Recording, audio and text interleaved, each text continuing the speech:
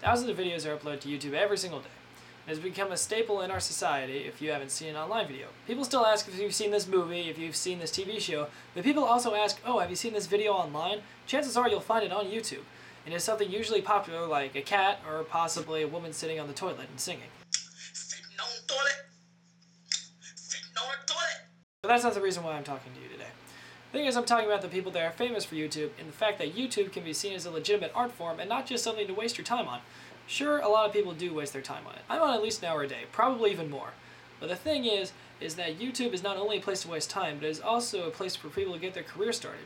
Now the thing is with the internet, people always want original content, things they haven't seen before. Of course you can always talk into your webcam, but that's not really why people go to the internet. They go to the internet to be entertained, to see something they haven't seen before, and having a teenage girl talk about her high school problems and how she didn't make the track team just doesn't seem very appealing to many people. Take Epic Mealtime for example. These guys started out as just two Canadians last year, 20-somethings, doing absolutely nothing but enjoying eating food. And one day they decided to take a camera with them. They bought a bunch of fast food, put it on a pizza, and then ate it. And they found an audience that way. And now they can make videos of themselves just getting drunk in a limousine and yelling at a bunch of people and tossing out money. Look at me now, hater. Look at me now. It ain't even a joke no more. I'm talking about spending that company money on bullshit in a limousine, paid by YouTube. We're gonna get up on liquor, paid by Google. They can do that. But they had an idea.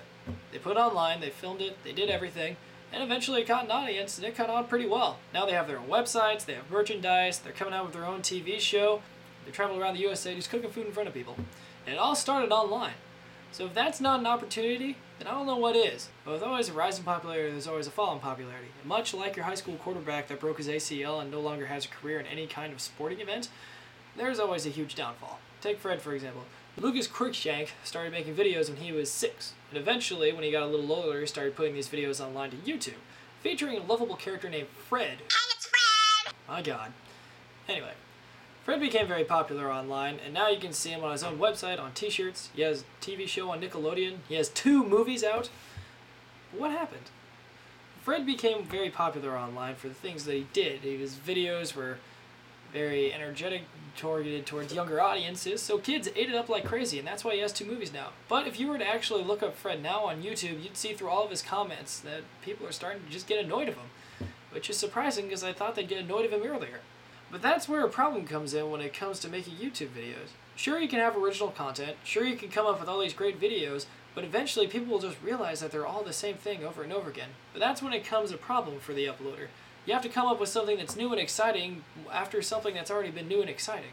If you're good at what you do, if you're good at making videos, if you're good at being in videos, if you're a good artist or musician or anything, chances are you can find an audience on the internet somewhere. And YouTube is a great start. They can see the things that you've done, things you've worked on, things that can evolve while you get better at it. But it all is up to the viewer.